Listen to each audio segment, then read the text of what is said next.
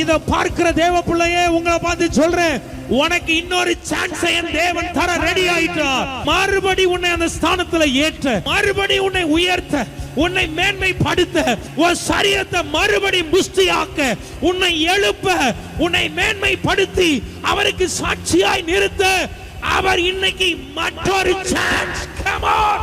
ஒரு விஷயத்தை கரெக்டா பண்ணாம அதை இழந்திருப்ப. கரெக்டா இல்லையா சொல்லுங்களேன்.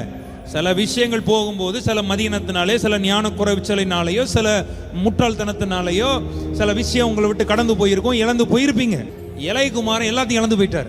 அவன் யோசிக்கிறான், ஒரு சான்ஸ் எங்க அப்பா எனக்கு கொடுத்தாருன்னா அவர்கிட்ட பிள்ளையா கூட இல்ல, ஒரு வேலைக்காரனா கூட நான் இருந்துக்கிறேன் அப்படி நினைச்சுதான் தன் தகப்பனை நோக்கி போகிறான்.